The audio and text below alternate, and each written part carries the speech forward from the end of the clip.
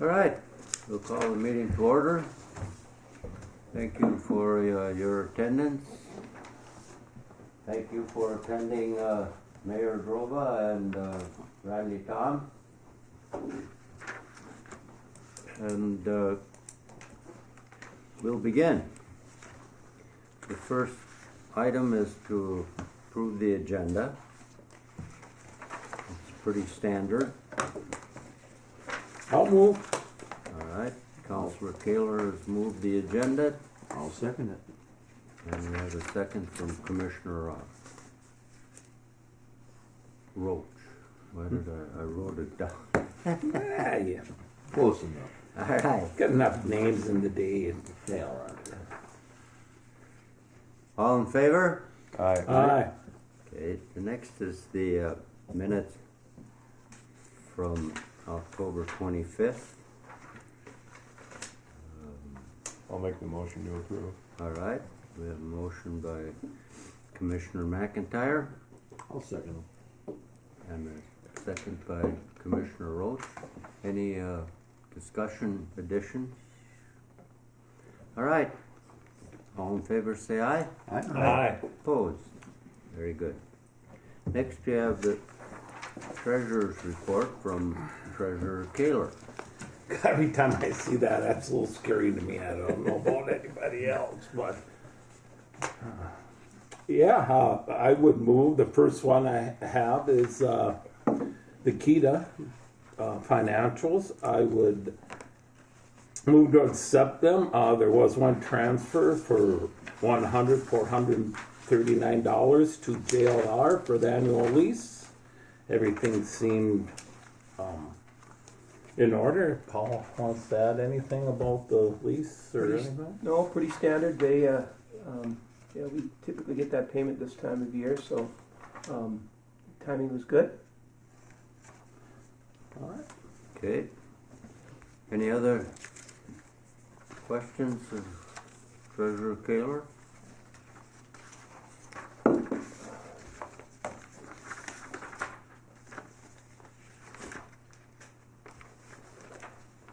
And Treasurer Kaler has already moved the Keda financials. All in favor, say aye. Aye. Opposed? Very good, thank you. Continue, please. Okay, I'll go with, this is a cold weather testing, and there are a couple transfers there. $13,000 to Keda from JLR and $5,000 from JLR to cold weather testing. And once again, everything seemed in order, and I'd move to accept them. Okay, yes. Mr. Chair and Mr. Treasurer, I just a couple of items there. You'll note the expenses are, somewhat high, and that's due in part to startup costs. And we've talked about this in the past with inflation and just how costs have gone up across the board. But our refrigeration company for the cold boxes, they had come up for the season. They do an annual checkup, and there was a couple issues, so they had to make 2 trips. But that used to be, those charges have gone up, so that's almost $15,000. The flooring's $8,400 for new flooring, and a portion of the Jaguar side. And of course, utilities are going to go up. They have gone up. So this was kind of a reflection of kind of where we're at. We talked about cash flow too, and about the challenges. We haven't even got into the snow plowing yet, but we're already. These are the costs associated with cold weather testing. Now that we've got 3 boxes, and you'll note too in Jackson Electric that constitutes really a month and a half of his services, which include shop time with customers, electrical work that he's done with switching out lighting, and doing some work with the electrical charging that he's responsible for. And then we had 2 customers here simultaneously, so he has to have somebody monitor when they're on site.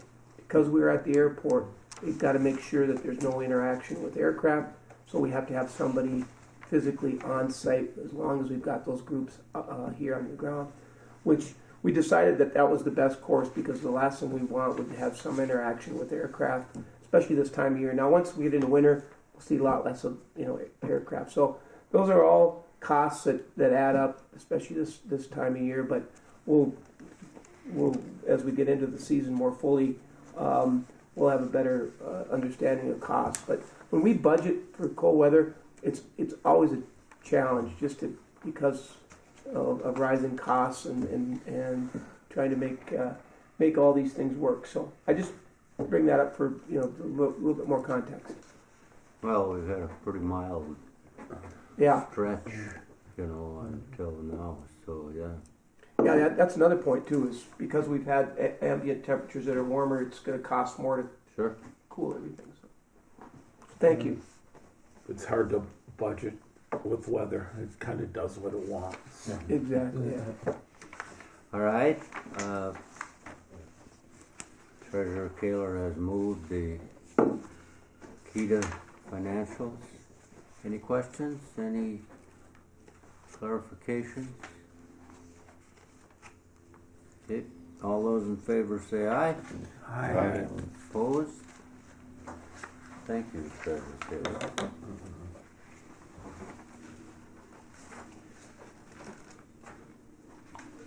Next item is Director's Report. Director Nevin.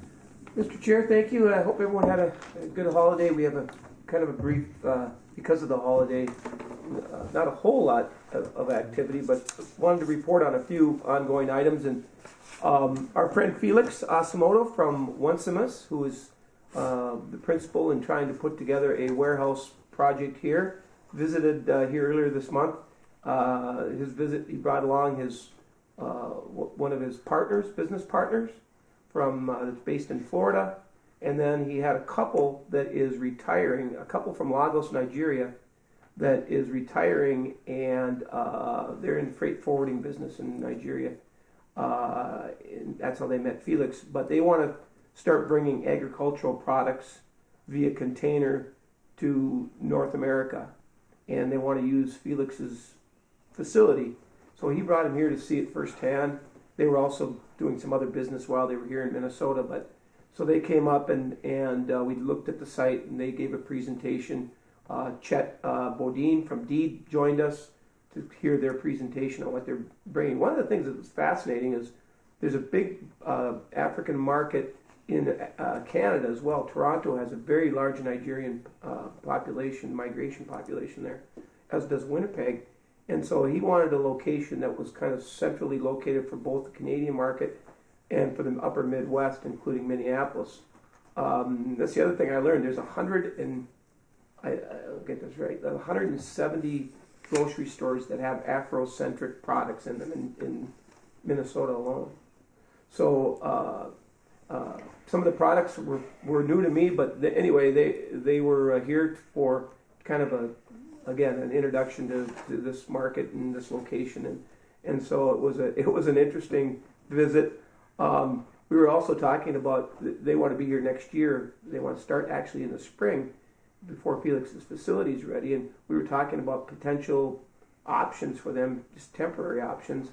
And Commissioner Roach just happened to be in the building, and I got a hold of him, and he came down and visited him. We brought him over to the business park and showed him kind of what he has available over there, what he's working on, and it just may work out as a temporary location for them. So I appreciate Commissioner Roach offering that up and providing a solution for them. But anyway, people don't think of us as, the fact that it's we're living in a global market, and it was testimony to that we had two Nigerians, a Jamaican, and a gentleman from Nigeria living in Minneapolis here in International Falls in November to talk business. So In flip-flops. in flip-flops. Yeah. Didn't give him a heads up, huh? Yeah. So and I expect more of that as Felix's project hopefully moves forward. I would also add for Felix's project that working with the city on this deed application for a Minnesota Investment Fund. It's a program that they offer for job creation and investment in Minnesota. We're looking at $1 million from deed. $600,000 would be in the form of a forgivable loan. $300,000 would be a low interest loan through the city. The state makes the money available to the city. The city in turn makes it available to the business owner. So we've been working on that for some time, and the city's going to have a public hearing on this application on December 11th, Monday, December 11th. So it's another milestone moving forward, and the deed folks have been very good to work with on this application as well as the city. So I appreciate the work that's being done there.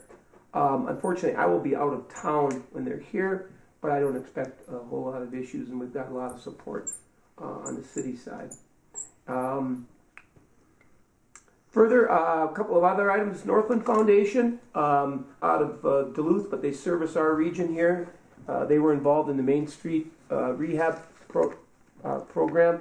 They've also working with Deed for a new program, and this, I think the genesis of this was Representative Eklund, when he was still in the legislature, trying to get funding to communities along the border that were impacted doubly by COVID because they shut the Canadian border down.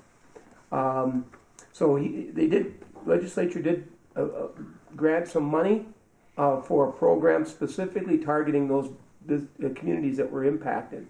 So there's a program that they're offering that just became available through Northland Foundation for grants up to $50,000 if businesses can demonstrate a loss of business of 10% from 2019 to 2021. So they were up here to launch that program and talk to some local lenders about that. And we had an opportunity to, post it on social media. I went on the radio. We sent it to all the cities in the county, the program information. So, and I share that with you just because, again, to try to communicate with, and we use the chamber as well, to try to communicate with all the businesses is becoming just more of a challenge. To make sure that people get the information, and as busy as some of these people are, you just got to make the extra effort to get the information out there. And I'm hoping that some businesses will be able to take advantage of this program, even though they may have used other programs for COVID, that they show big enough loss that they can take advantage. Northland also has another program that for the region. It's a commercial construction and rehab financing program. It's a lower interest in participation with a bank for specifically targeting business renovation construction. So they were up here to again share that the program information.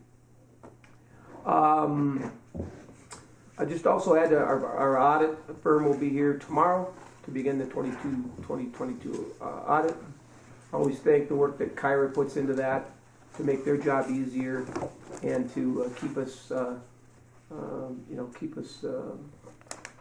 in compliance. One other thing I wanted to add, I forgot to put it on this. I was contacted by a former resident who graduated from here and has been living in California. He purchased a home-based business recently, and they've been running it out of their home in California.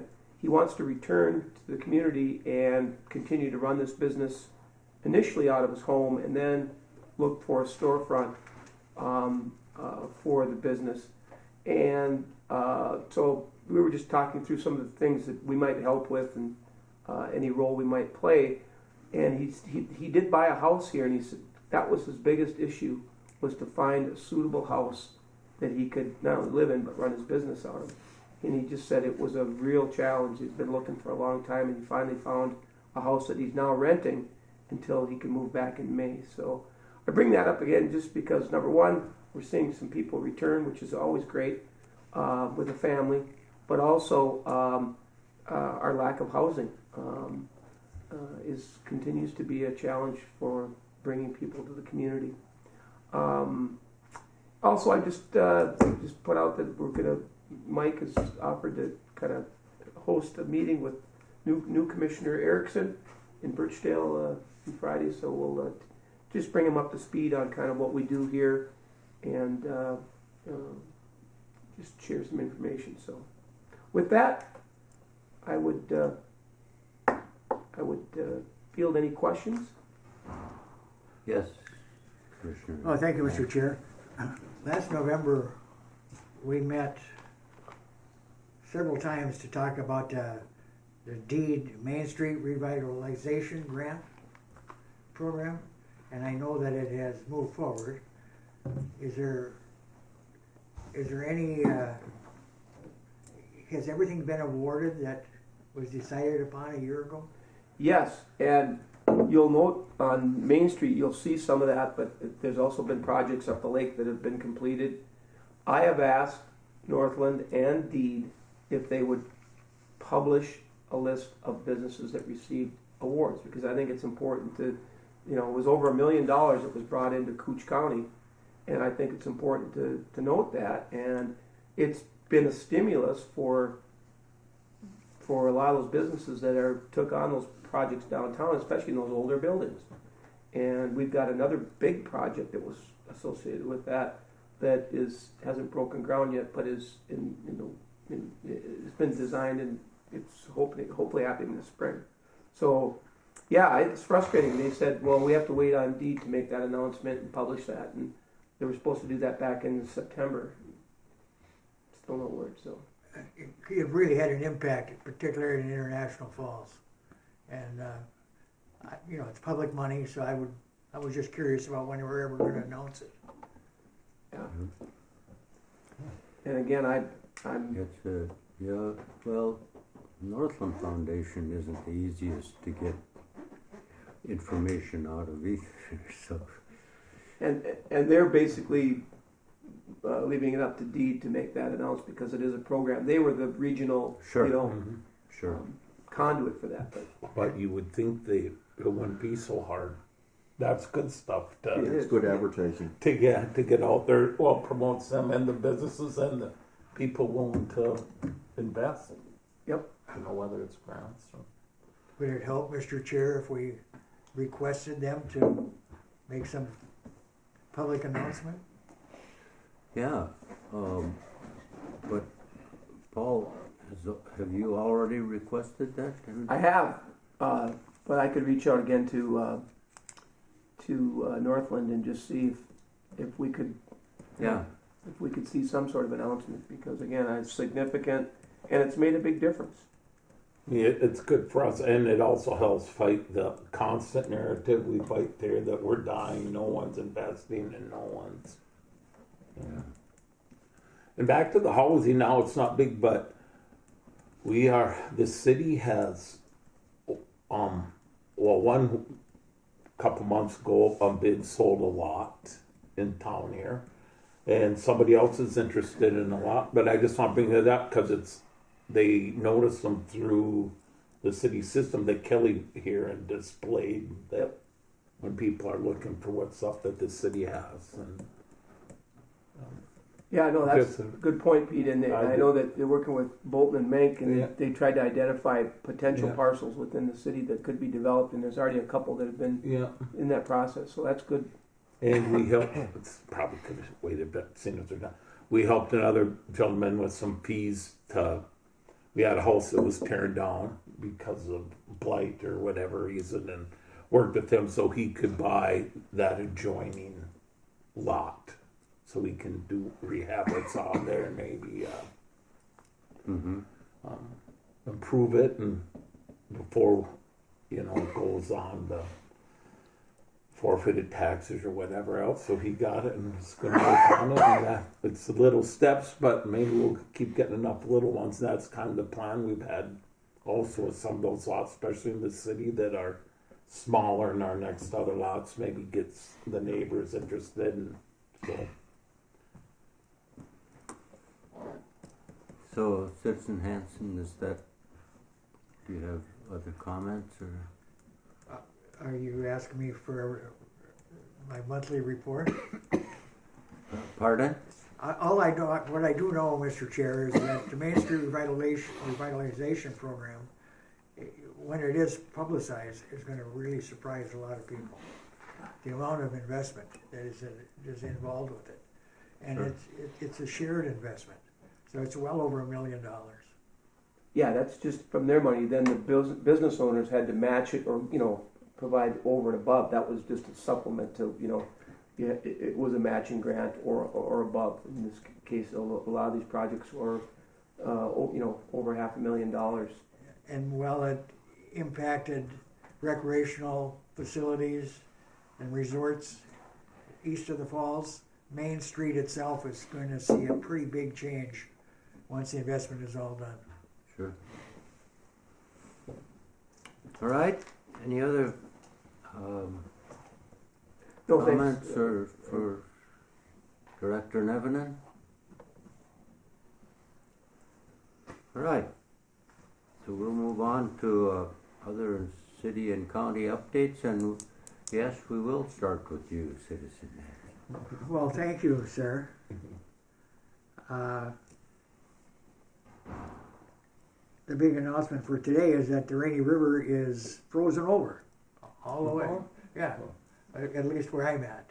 And then I came here and I thought, I'm going to give them some news, and then I found out there are kids skating on Black Bay. I chatted with 3 communities. North Home, they have a new playground that was successfully installed. The amount of community members that showed up was way above what they thought, and they said it couldn't make it happen without the help of everybody in the area and the organizations and businesses that made donations. And in the spring, they're going to start phase 2. Will consist of a new basketball and volleyball court, as well as a covered sitting area for parents or whoever wants to come to see it. So it's a big thing, recreational-wise for North Home. Big Falls told me they were taking a Christmas break. They got their decorations up, hunting season's over, and they're starting their city planning sessions for next year. And the city of Little Fork gave me a whole array of what's going on, and I made sure that I sent it to this iPad, and I don't see it there. So I apologize to the city of Little Fork. The other thing I have, Mr. Chair, and Paul, I've talked about this before. This is an old Koochiching Economic Development Authority business up north book, and it talks about foreign trade zones. And you said you thought you had more of these. We don't. We just have a couple, and we didn't print more because the problem with those is that as soon as you print them, they're out of date. But it was a good representation of what we do and kind of what we're offering, and I think it was well done. I'll pass this around. It sat in my garage for a while, so who knows what got spilled on it. The other thing, Mr. Chair, is on is, rather than wait till the end, I'd like to publicly thank Paul, and my understanding was that there were some other folks too that put my name in as a Good Samaritan, and I didn't know whether to be humbled or embarrassed by it, but it was a very nice thing, and it was a very nice thing that was said, and I appreciate that a lot. And I noticed that everyone kind of held back, because I had a couple of questions. One is, if you're a Samaritan, does that mean you can't vote Republican anymore? I didn't know that. I'm not sure what to do. And the other thing is that everyone who wrote in and said those nice things about me, not one of them used the word weasel. So things are well, and I just wanted to publicly thank them. It's really a. Did you actually know him? Pardon me? Did you actually know him, or did they just? No, I don't think they tell you either. She just told me that there were a number of folks that commented on it. Paul had his name in there, so I knew that he did it. But Well, Mr. Commissioner, or former Commissioner Hanson, I thought it was important too, because it illustrates, as an aging county, some of these smaller communities like Birchdale, it's a lot of heavy lifting to pull these different events off, and I see it in you're kind of the poster child for that, of making all the events over in Birchdale and successful, and it's a lot of work. I know that fishing tournament, how much money or how much time you take to get prizes, and anyway, all those events. And same in North Home, the people that put the events on there are getting on in age, and I don't see a lot of younger people coming in to help and provide the kind of energy that it takes to pull those off. So I just think it's important, and it's kind of the flavor of our county. But you do a great job, and I think you need to note that. So Yes, and congratulations. It's well deserved. On being a Samaritan. That fishing tournament in Birchdale is huge. The amount of people that show up at that is just unbelievable. They're very well run. Every kid gets a prize. Every kid gets Yeah. something. Yep. And it's everyone, all them kids just year after year look forward to coming back to go fishing. So, And, well done. Kyra donates quite a bit of time and effort into doing it too. Perfect. Okay, we'll move on to Commissioner Roach. County business. We are in the process. We're getting bids in February for our new jail. Groundbreaking should be in towards the end of May to start our new facility at the east side of the courthouse. Relocating the Veterans Memorial, which will be out closer to the street in front of it. Plucking away day by day up there. We finally got 5 commissioners, which was very well needed. Glad to get the 5th. We have a full board now. Yeah, good.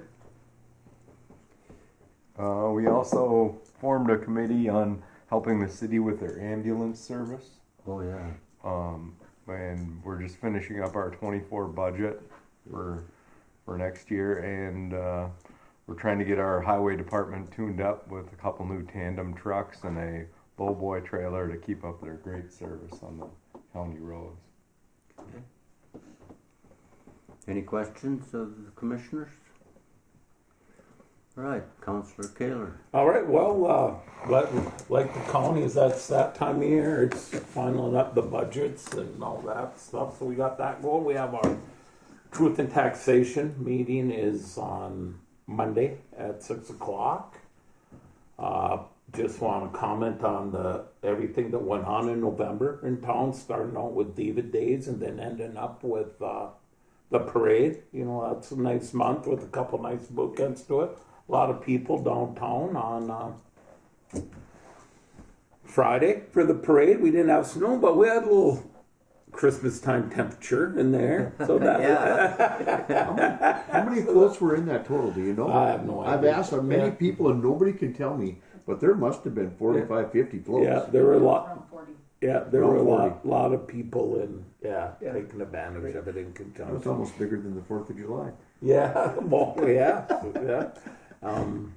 So other than that, same, plugging away, going ahead. I just want to put a plug in for the Veterans Service Office, and they're having a watch party for the Army-Navy game on December 9th at the VFW to raise funds for the veterans medical van that they use for transfer, take the veterans out of town for their appointments, and that's all by donations. There's no government money. The county doesn't decide. Nobody. It's all run on donations. So they're going to have that. And I know Rainier's had a viewing party for that game for quite a few years. And if you want to show your colors per se, the Veterans Service Office, and you can get them there or call. They have shirts for your team, whether you're an Army guy or a Navy guy, to wear during the game. And also there you can contact them if you know or tell a veteran you know that might need help with the Christmas kit for food and stuff. Call up there. They have the information sheet to fill out. And other than that, things are going away. That's just a couple more examples of what people are doing to help push town. Make it a good place to live. And city and school are getting used to the change in the recreation department with Kerry Park and all that stuff, but it's all coming along. Thank you. Any questions? Yes, citizen. Mr. Chair, what I know about the ambulance service in the area is obviously there's a kerfuffle going on and all about cost. This is just a personal story. I had to go to the emergency room a few months ago, and I was then transferred to Duluth via ambulance and air ambulance, and the bill was $85,000. So, you know, how the county and the city gets together and tries to tackle that, it looks like she's gonna, you know, it's a big problem, and it's amazing what it costs. I know.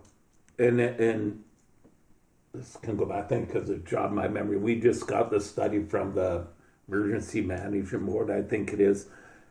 Not that it helps us in our predicament, but I can say misery loves company, and we have company all over the state with this issue in the rural areas with ambulances and the costs and providing. And then I just read in the Minneapolis paper there, you know, like Grand Marais in the same spot with their hospital. They have some inner workers with like losing a doctor, but just made me think all these. There's like 32 hospitals in the state like us, all on our own, and kind of makes you appreciate what we have here for a hospital, even though it costs. And hopefully we can work it out with the federal government or state and get some, because I don't want to get into the whole ambulance thing again, but you know, it's a lot of it's the reimbursements, and that's a problem. It's all over. I think it goes on through the whole country. Yep. Yeah. And then not just a local problem.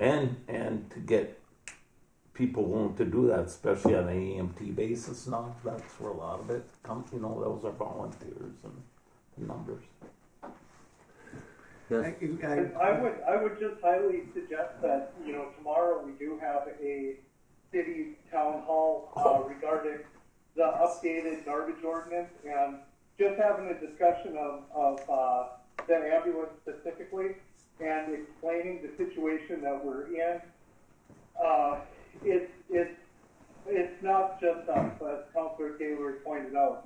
It's a much bigger stroke of the paintbrush of where the problems are with Medicare, Medicaid, with payer mixes, and we're not unique, and this is not anything other than, you know, a situation that we're in along with the rest of the state. So I would highly urge folks to come tomorrow to the town hall. It is just going to be fact-based on where we're at and how we're looking at fixing that. And at this point, we look forward to working with the county. I did see that on Tuesday you guys appointed Commissioner Shoblum and Commissioner Roach to the ambulance taxing committee. We also are very, very heavily invested in trying to get some change at the federal level and at the state level, because it's not just Koochiching County, it's not just International Falls. The problem is much bigger than where we're at. So I would really encourage folks to come and just see where we're at and have a understanding of the situation that we're in. Thanks, Harley. That was supposed to be the number one thing I was going to remember to say. It was our town hall meeting tomorrow at 6 o'clock at Bacchus. But, you know, I got out of veterans, and hard to believe football took over my mind space. So. Absolute shocker, Pete. Yeah, I know. Thank you, Mayor Droga. Any questions of the mayor? I just add, I mean, related to healthcare, that I heard this morning that Rochester and state and Mayo is committing $5 billion to the expansion of their facility in Rochester. 5 with a B, billion. Yeah. So They have they're well funded with donations and yes, they do. So, yes. Yeah, I just would like to add, Mr. Chair, that in addition to this $85,000, probably the the cherry on top of the ice cream is the care was terrific in here in the falls.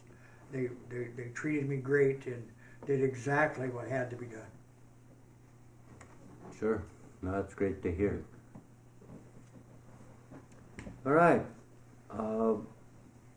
Any other comments? Well, they didn't use the word weasel either. I was gonna wait till after. Well, they might hear it depending on how that whole $85,000 goes. All right. The next item is a public comment period, and I don't see anyone who from the public other than Darcy. So the next meeting would be in December if we do meet. Mr. Chair, it may not affect this, but I just FYI for board members, I will be on vacation the week of the 11th. I'll be gone, so The week of the 11th? yeah, December 11th through the 15th. Okay. So the week after,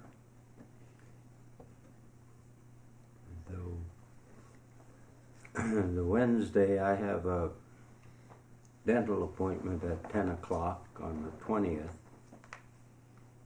But if that works for everyone, our vice chair is very capable. Isn't that a little bit early in the month? Pardon? The 20th? The 20th? It's okay. Okay, perfect. That's fine with me. What did you say? What did he say? A little early in the month. But he said, no, that's perfect if it works out. Yep, the 20th would be great.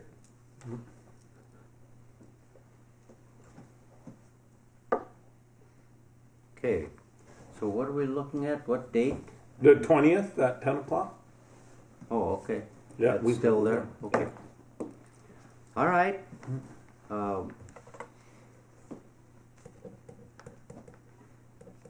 Anything else to come before this illustrious group? No weasels. All right. Thank you very much for your attendance. Thank you. Thank you all. Thank you. Thank you, Randy.